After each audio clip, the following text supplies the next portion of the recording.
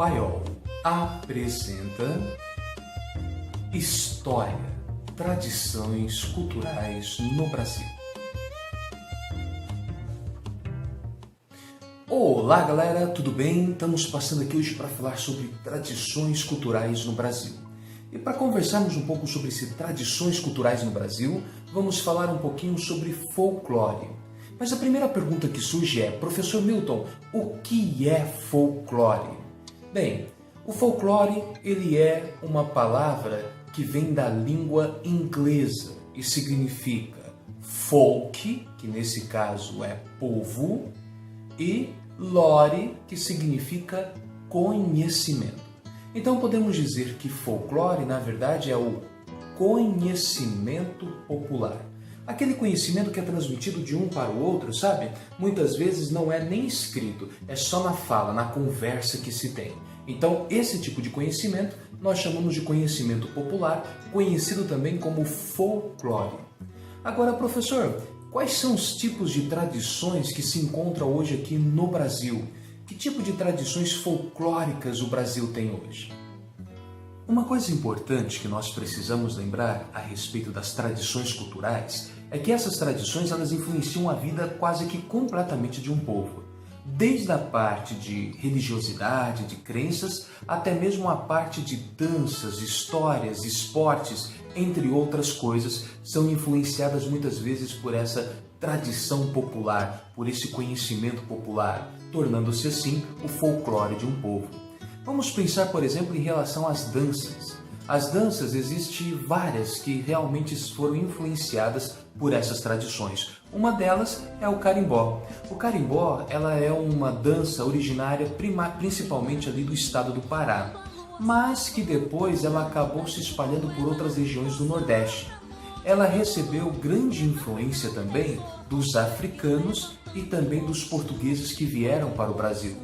Mas ela é de origem tupinambá, tanto que a dança chamada carimbó significa pau-oco, que é dado ao nome aquele tambor que eles usam para estarem fazendo então o som, produzindo esse som para que a dança aconteça. Uma outra dança interessante é a dança do frevo, uma dança cheia de rodopios, sombrinhas, malabarismos. Ela acontecia principalmente ali então na capital de Pernambuco, Recife. A palavra frevo vem da palavra frever, que significa agitação, rebuliço, confusão.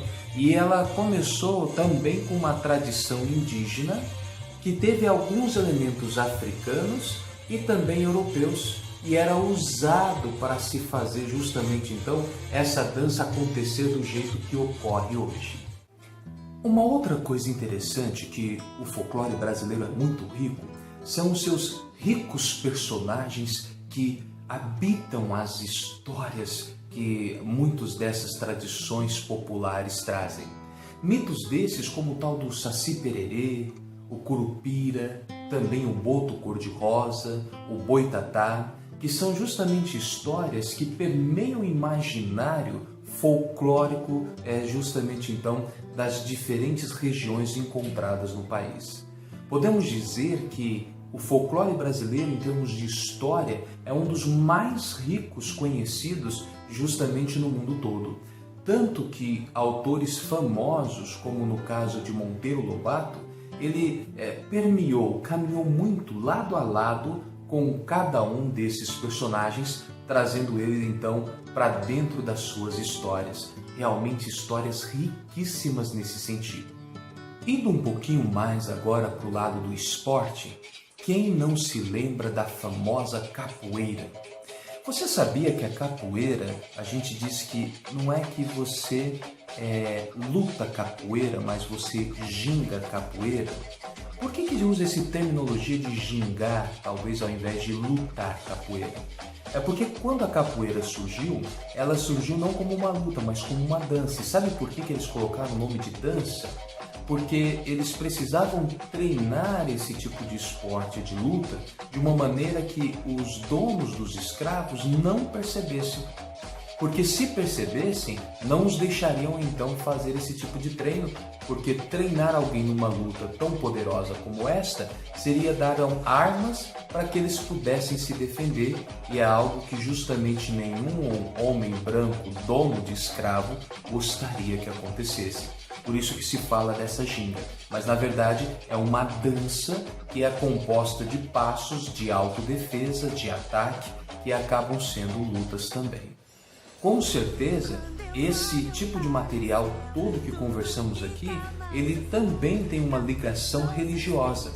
Por exemplo, se você falar de festas juninas, se você falar também de algumas festas como Folia de Reis, todas elas têm dentro de si algum contexto religioso que também acabou influenciando. Assim como os toques do samba, assim como também algumas letras também da capoeira, tem algum tipo de influência religiosa que faz parte de todo esse conhecimento popular.